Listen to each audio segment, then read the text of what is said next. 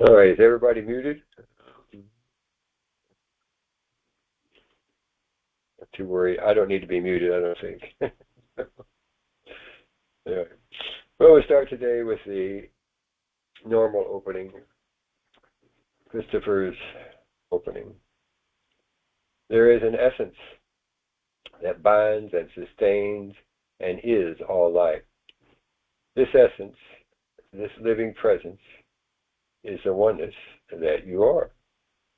The oneness that you are. Shapeless, formless, and eternal are you. No boundary, no container. You were never born, so you can never die. This is the oneness that you are. This is the oneness that you are. There's nothing to grow into, nothing to become, for you are all life. You are all life. There is no separation between you and me, the air that we breathe, the sun that shines upon us, or the earth that we walk on. No separation at all. All life is one. Always has been, always will be. And this oneness, that is the air and the earth, this oneness, that is the seasons of the harvest and the laughter of the children, this is the oneness that you are. This is the oneness that you are. This cannot be taught to you, but it is not to be understood. This is only to be experienced, appreciated, and realized. Accept this and be free.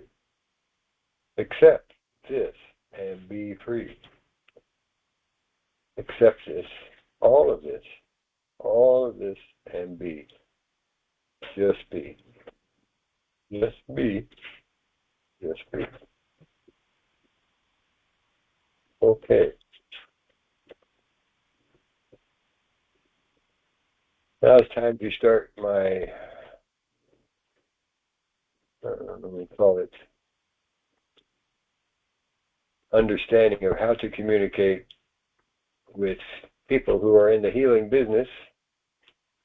I have not been in the healing business very much myself, but I have been working on healing myself most of my life.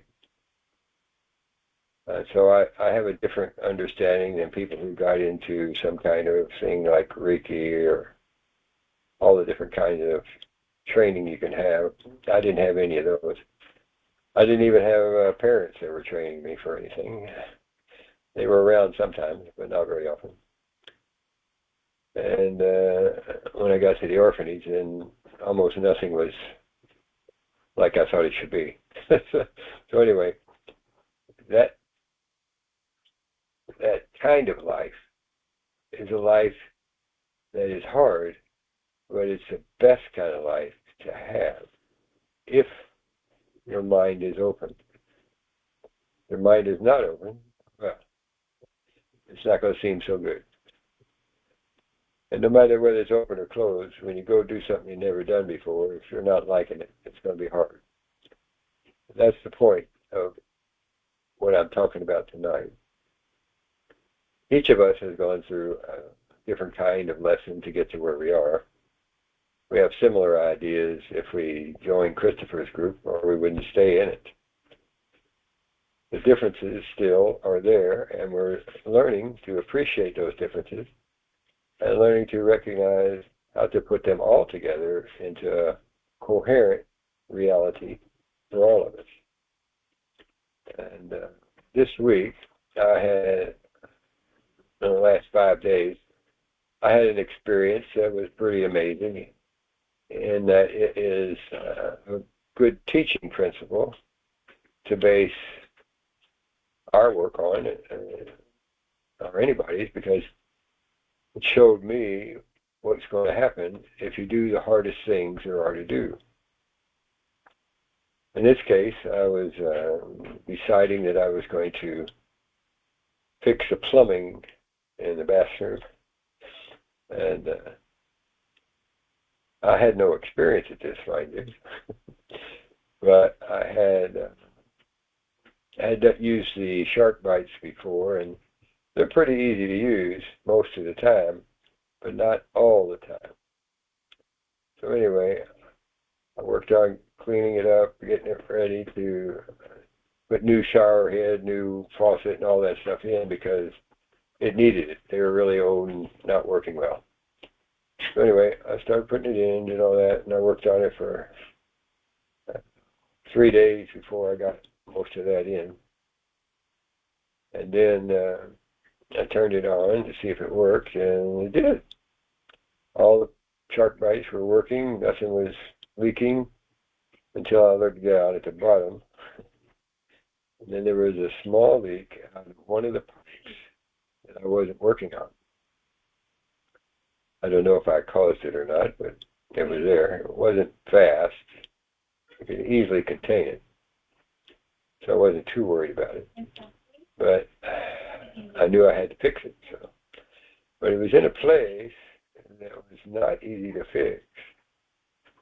So it was going to be an ordeal for me. So before I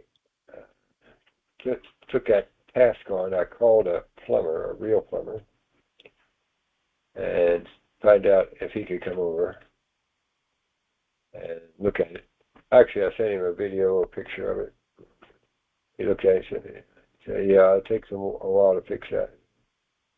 He said he'd come over on Wednesday. This is on a Monday.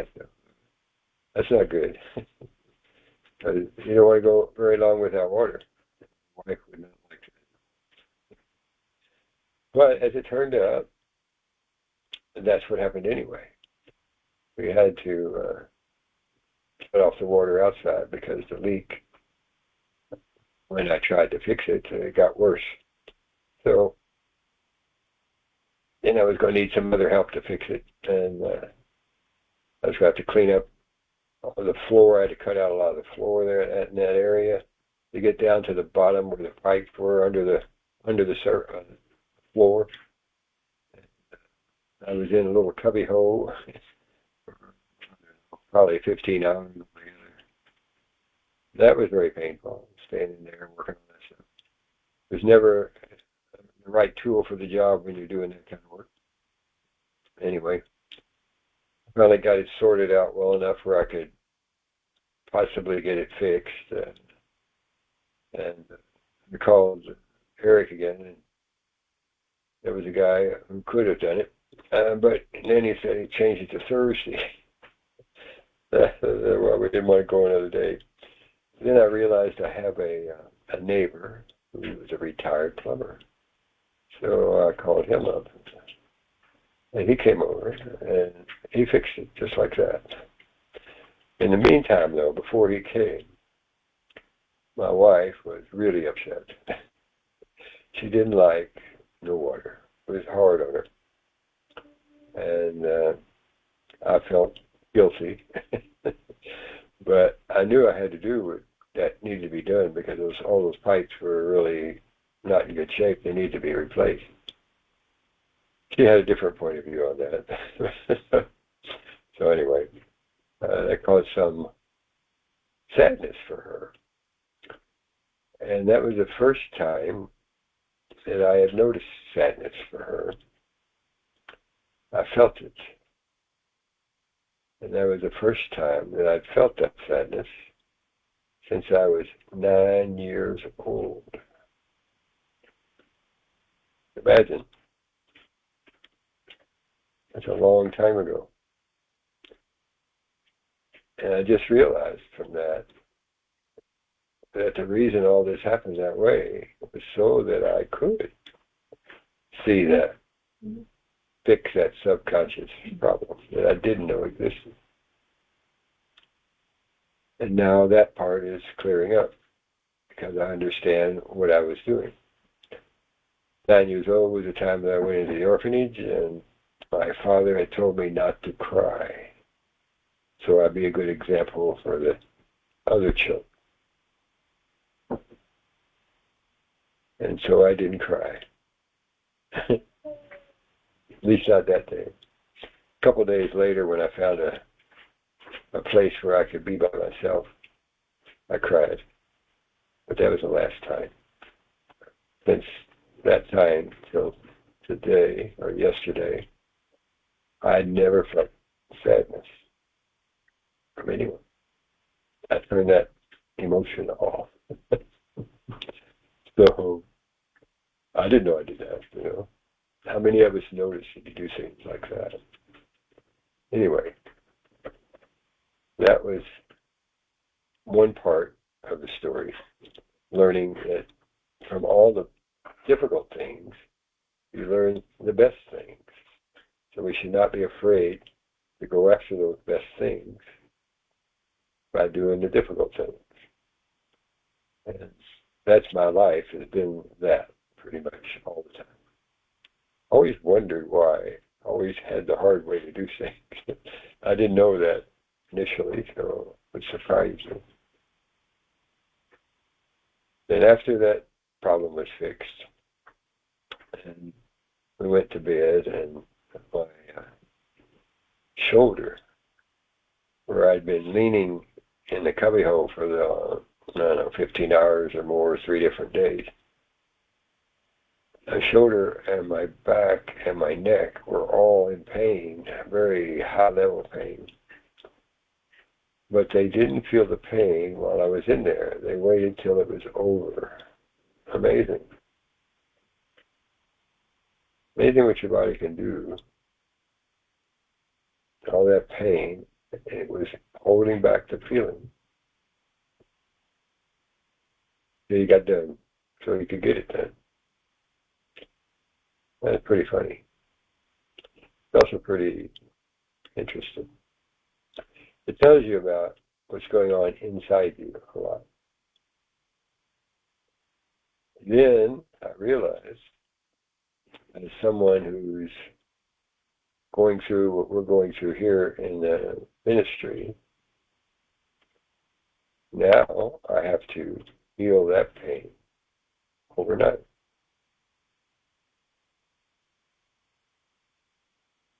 Because that pain is not really there. It just seems like it's there. And the only way you get rid of it is truly believing it and having an intensity to your intention that's higher than you normally have. So I did that. By morning, it was mostly gone. It's not all the way gone, but mostly. And during the day, it kept getting better and better. And now, not quite 24 hours later, it's almost gone. But I'm still low on energy. That'll come back tomorrow, using all my energy to heal this stuff. So, anyway. And I'm sure all you have gone through things yourself that have affected your life, and I was wondering how many of you have had things just like that. Because I'd like to communicate about these things more often, not in a by myself point of view. We need to mix and match somewhat based on who's listening, who's not listening, and things like that.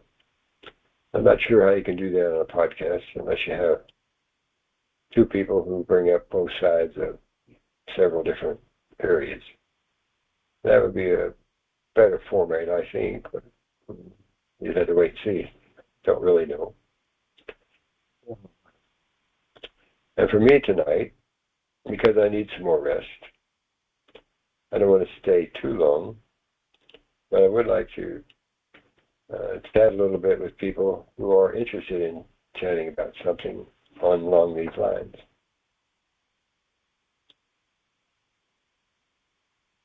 So,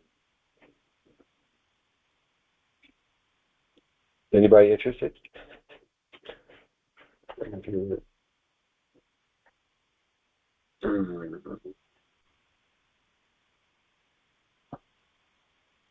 So, Joseph, it's Sheila. I have a question for you.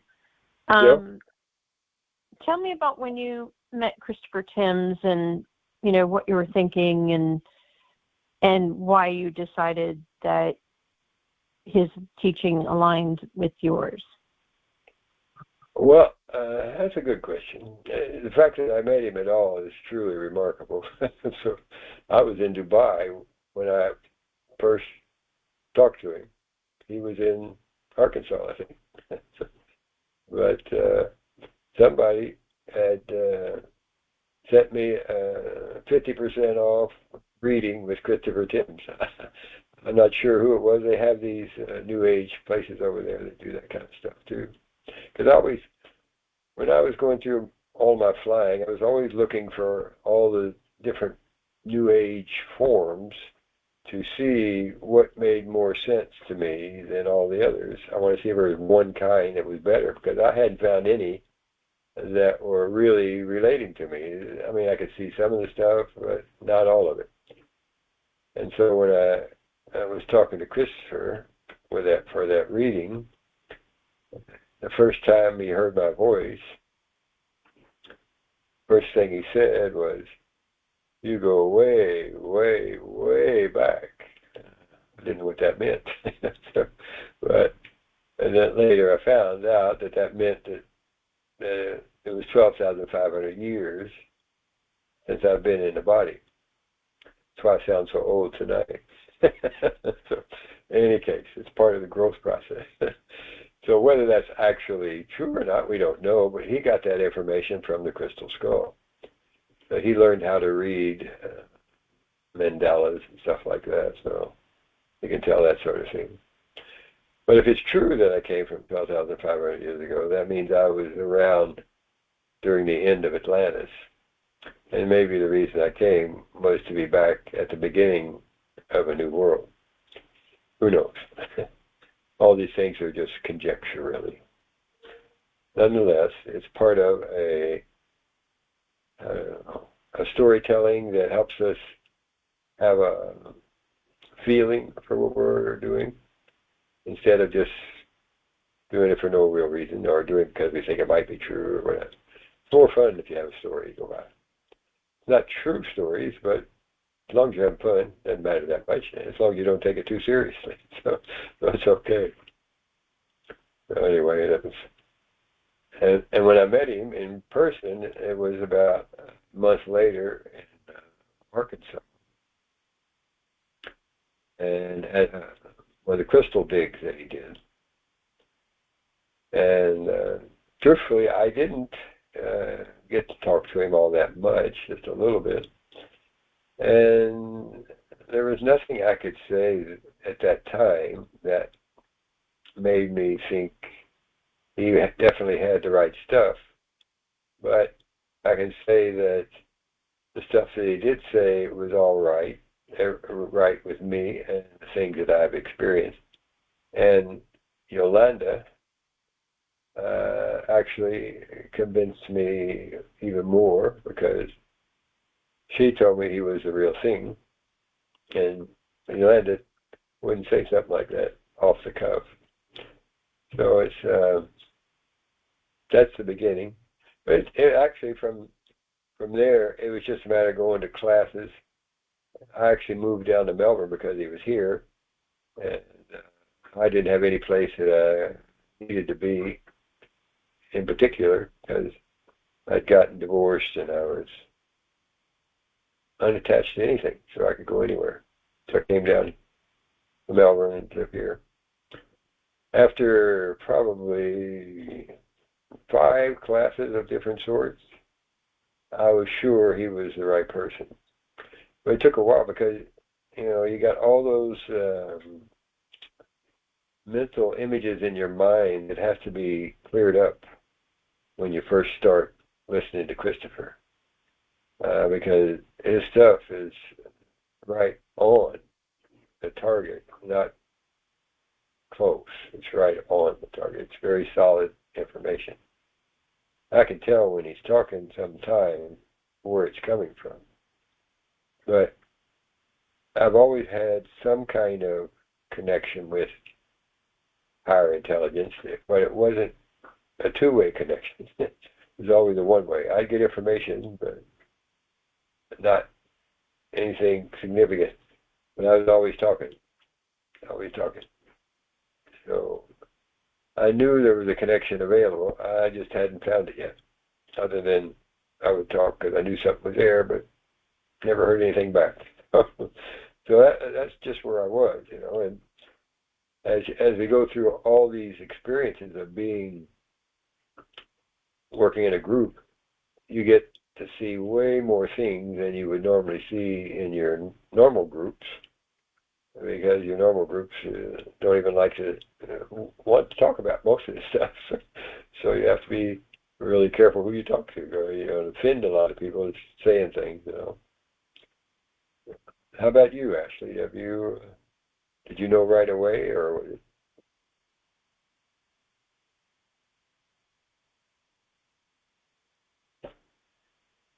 Ashley, are you Yes, still there? yes, I'm here. Sorry, my car was making all kinds of noise. Yes, I did know right away. It was like pretty much right away. I mean, within like 15 minutes. Really? You know, That's pretty much it, yeah. because whenever I remember in class, whenever I spoke about how I met him first, I guess I didn't introduce myself. Like we were just in the line together, and for food, and I was ordering, and he came up to get coffee, and so that was like the first kind of interaction, brief. But then while I was waiting for my food, a random person said that I needed to go to his talk, and it was at the Ancient Healings conference maybe, and and I just went on a whim, and I was like, the universe will lead me to what I wanted, or wherever I need to be. And so when she said that, I was like, okay, that's in a few minutes. I went and sat down, and as soon as he started talking, I was like, oh my gosh, everything made sense to me. Well, that's good. I hope everybody's got that. It made sense to them as we move along here, because you have to have a really strong conviction about this, or you won't be able to make it to the next level. And like I was saying about healing my back and my neck during the night while it's in pain was an intention, and it works. And you don't have to do anything. You just have to have it, the intention.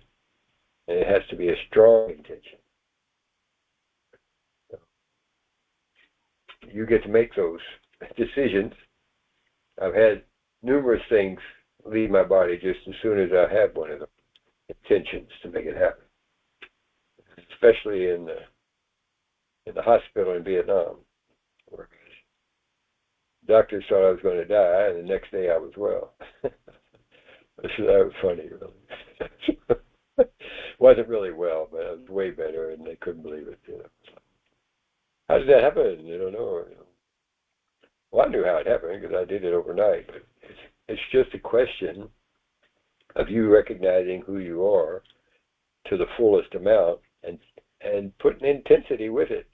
You really, really believe that. You don't think it's a trick or anything. Your belief system is what determines everything. And when you get far enough along, you won't need belief systems. You'll just know. And when you just know, then you're right in there now. Just knowing is a key thing. You have to get to where you believe it so well you don't have to think about it anymore. It's like getting full of Zen for whatever it is your life is. Yeah. My dog is saying hello again. Anyway. Anybody else? I missed what you were saying about healing your back. Yeah. Can you explain that again? Well, first off, it was started because, I believe, by the fact that I was leaning on one elbow and doing some work with the other hand for a long time. And that caused a strain from elbow, shoulder, back.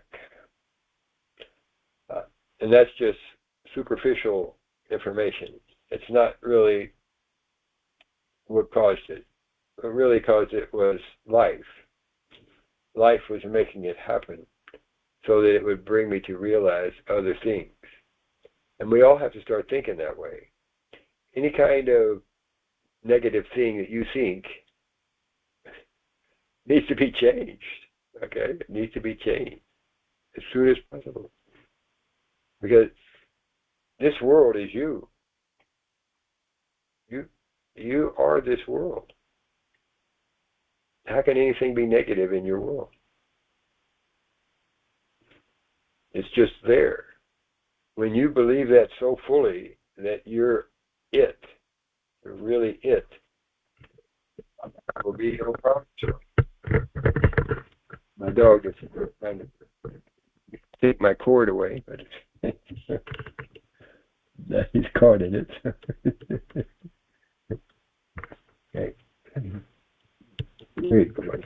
Okay. So anyway, these are important things to understand, and you can't just immediately jump to believing something like that unless you're really into it. You really know you have to be there, because that's what this time period is about. And we've got 11 years, I guess, according to Christopher, if we don't have a nuclear war, and that's plenty of time for everybody to get there. If you read there's a book, Egyptian Book of the Dead, and I think there's another one from Tibet. Anyway, those books describe things that happen when you die. And those things are like, they call them bardos. They're the kind of images and stuff you'll see while you're in that mode. And they're meant to try and scare you. That's what they're for. Because everything is you, it's really just a psychedelic trip. And your job, really, is to say, oh yeah, that's another part of me, that's another part of me, that's another part of me. And that's it. When you do that, nothing bothers you. Your ability to do that is determined by how much you know these things to be true. Knowing and believing are not the same. You start out with believing and you work into knowing. If you know it, like Christopher does, you can die and come back. Die and come back. He has done it a couple of times. That in itself should be proof that he knows what he's doing. And we need to be aware of our ability to reach that same level of knowing. And even if you don't know, but your belief is strong, if you put in the effort, it'll work. Doesn't have any choice. The universe is not, a judge and jury. The universe just sees how you're behaving. If you behave in a positive, coherent manner, the universe rewards. That's the way it does, because positive coherence equals to expansion of information.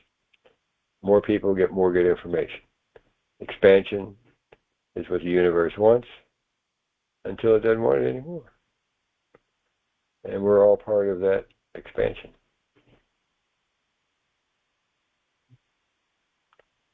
How are you doing tonight, Guy? Hey, I'm good. Can you hear me? Yes, sir. Yes, sir. Yeah, it's just a nice treat to hear you speak finally, because the other two podcasts were difficult to make out, and yeah, I had a problem. It's just nice. What's that? It's just a pleasure to get to know you. yeah, instead of the real me. Yeah, well, I was trying to do what Christopher said, USB microphone, USB this, USB that, but the only thing that works for me is Bluetooth. This is a Bluetooth microphone. I got Bluetooth on other places, on the speakers. It's all Bluetooth, so it works great. That's no problem at all. If I'd gotten that way to start with, I wouldn't have spent all that money because the Bluetooth is a lot cheaper than the other stuff. So anyway. Yeah. Yeah, there are always differences. You know, what are you feeling about these times we spend together? About what? How do you feel about the times we spend together talking on these sort of things? Yeah, I'm enjoying them because I'm getting to it's like we're getting to discover each other, and and what's interesting is we each have a chance to put into words the experience that the teachings has had upon us or our lives, and it's to me it's always fascinating to hear like how you first got involved into the teachings and your experiences and stuff like that. Yeah. So life has got so many things in it for us to deal with. You know, no two people would ever have the same bit of information. You know, but they'll have enough coherence to be able to communicate and grow their belief systems and their coherence, like a hybrid coherence from taking in information from other people if it fits into their world. And that's what we all are doing now, learning to fit into each other's world in a way that's most beneficial for all of us together. And each of us will also eventually understand what information you're most interested in and what kind of platform you need for that information to be something you're connected to. But early on in our ministry here, it's pretty hard to know exactly what direction we're going to be going, especially since we got all this disturbance in the main body of people over different things like Trump and Elon Musk and all the other things that are dominating the news and stuff. You know, we just have to wait and see how it all works out. Yeah. Anybody else have a question? Hey, Joseph, it's Sheila again. So I know you were talking, and I loved what you said, by the way, about healing yourself with intention. And I know you kind of touched briefly about your back hurting you after doing all those hours of plumbing. Did you just kind of go to sleep with the intention of this will be healed when I wake up I'm going to be fine? Or sorry, but what was the specific logistics of how you did it? Okay, what I did there was the pain initially was really, really strong. So I was just trying to not have any pain. But I couldn't do that at the time. But little by little, it started decreasing.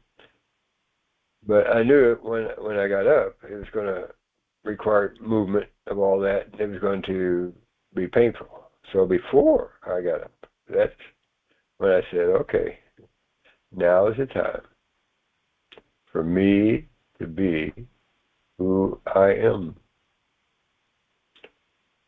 And I just got up. And mostly there wasn't much pain. So it's just talking to yourself, really. But if you're not used to doing it, if you're not sure who you're talking to, you know, sometimes it can be confusing. It's not your mind, it's not your body, but it is sort of. It's more about the life that you are, but that life is doing things partially because of you.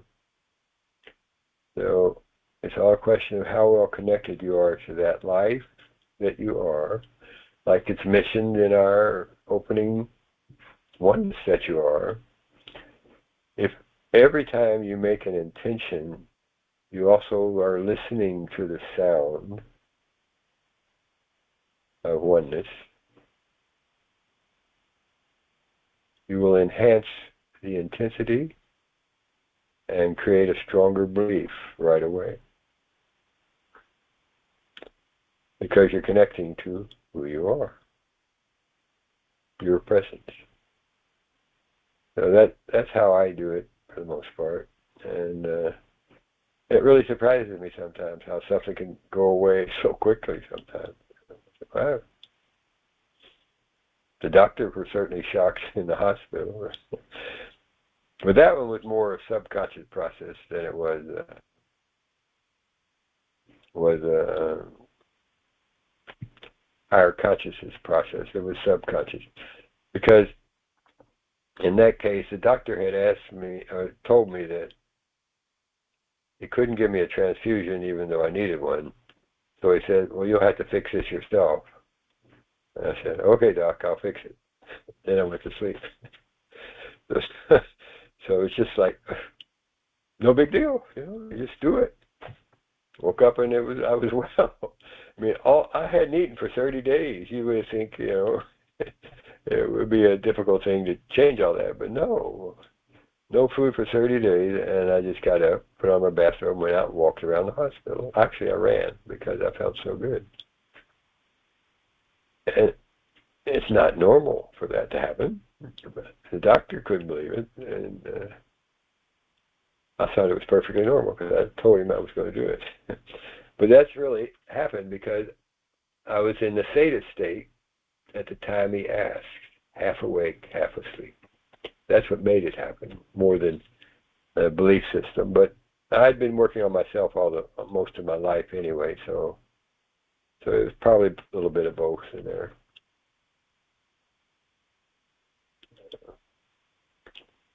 Life is a pretty tricky game. That's an awesome. What's that? That's an awesome explanation. Thank you. It's Sheila. That's an awesome explanation. Thank you. Okay, I'm glad you understand it too. It's good. There's a lot of things that we can do. We just have to not try to rush anything. Just pay attention. Listen to the sound as often as it seems necessary. Listening is a valuable asset to develop into it'll be like a signaling thing. When you're doing it regularly, you'll just know when you need to do it and when you don't need to do it. And so, like now I do a meditation now, thinking, light, sound, and presence, instead of anything else that people would normally want to say. But light, sound, and presence to me is the thing that we are when we're alive, really alive. And we want to, you can't understand it, but you can be it. Because when you get in the flow, you're being that energy. Getting into the flow is the tricky part. I've only felt the flow one time when I was cutting grass. It was a strange thing. It was like I wasn't pushing the lawnmower anymore. It was going by itself, and I was just following along. But it was just making it all happen. Or I could say I was in the flow when I was in the helicopter in my last year of flying, when I found people in a life raft that I didn't even know were there. I went looking for them as though I knew they were there, but I didn't. It's the whole thing is, when you're in the flow, things happen the way you want them to happen. So learning to be in the flow is the tricky part. It's mostly about not having too many cluttering thoughts in your mind, really. As a farther I go along in this, I look and I see what I'm doing. I didn't need to do any of that. But we have to stop doing all the little things that we do that take away from our ability to be focused on what we really are.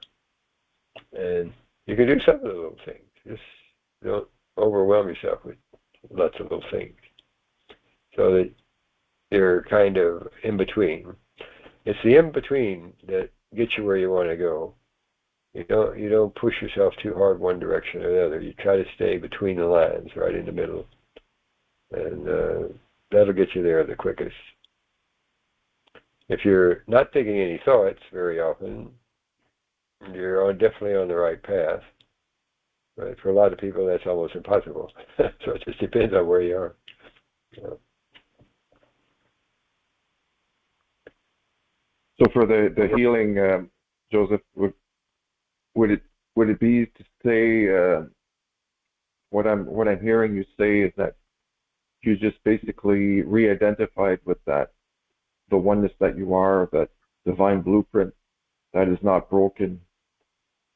Well, you sort of, and then it's not that you're thinking those things, because you don't really think it into existence. You sort of feel it into existence. Feel it, yeah. Okay. It's not easy to describe that. That's why they say you'll never understand it, because it's a feeling inside you based on a stillness that you have. And the farther along you get in removing all of your fears, the stillness in you grows the most. So as that grows, your ability to do all the things you want to do grows with it. Stillness is the key element in the end, because then you're definitely being all there is. And you're being still. And it makes moving to the next level much easier.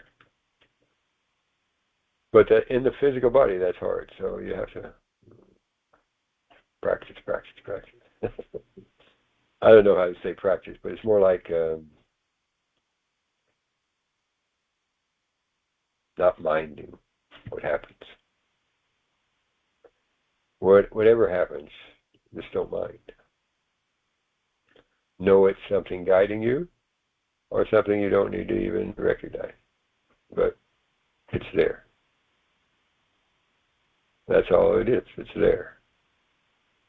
It's not real. It's there. The only real part of us is inside our heart. That's the only real part of life, is there.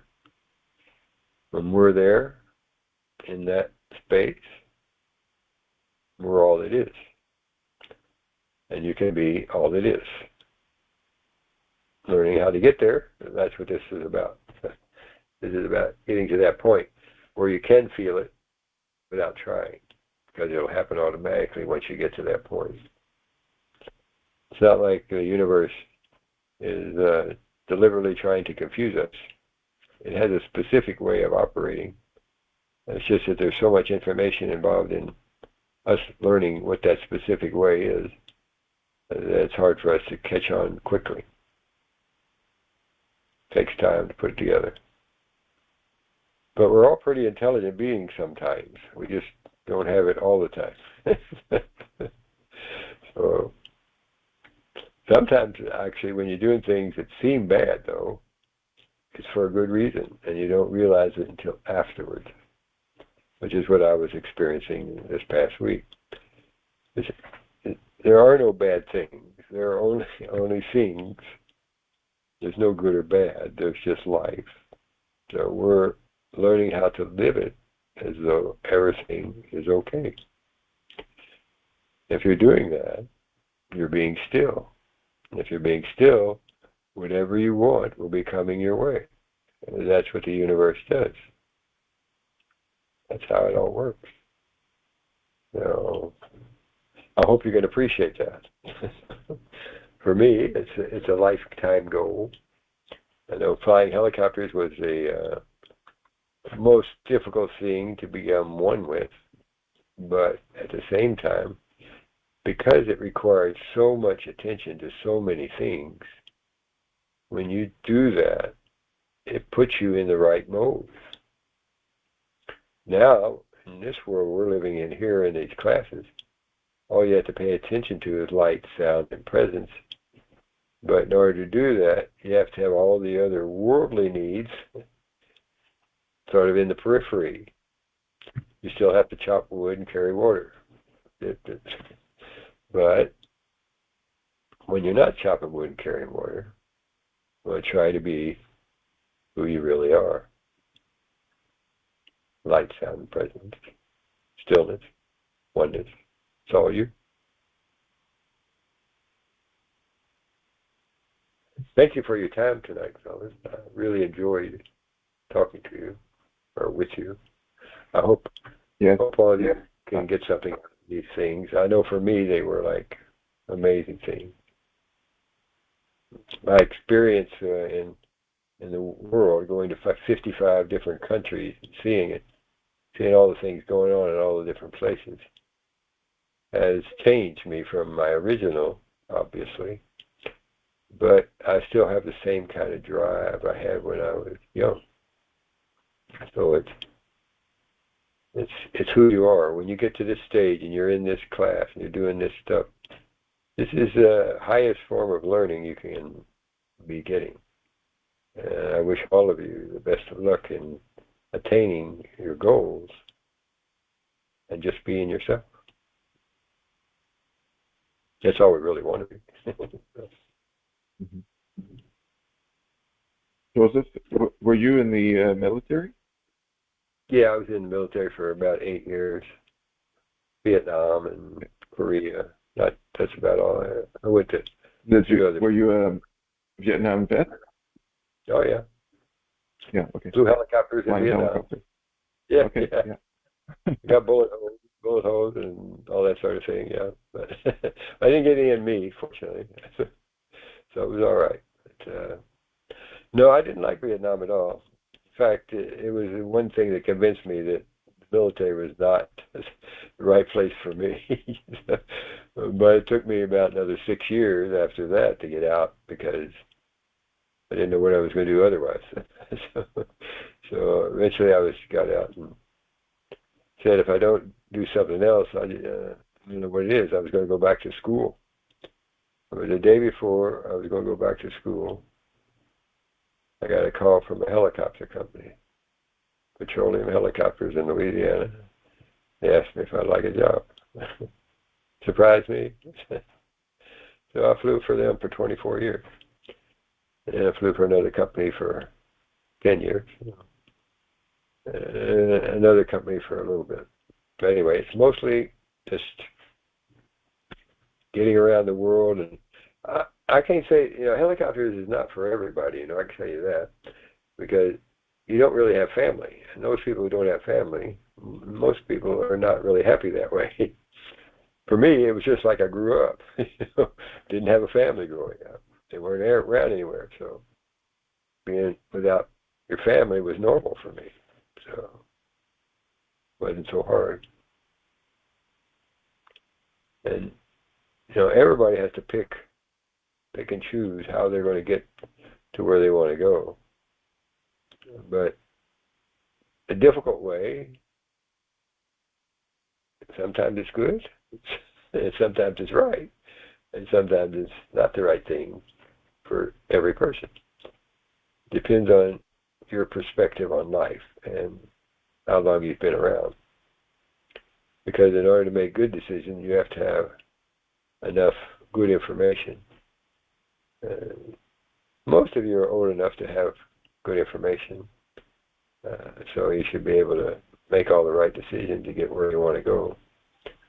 When you're teaching younger people, though, it's not quite the same, so it's hard to teach from older to too much younger because they have a completely different background on what's right and what's wrong.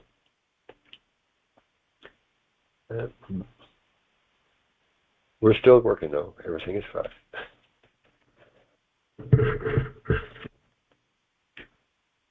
Any other questions? Okay. Well, I'll go home, take a break. You're already home, I hope.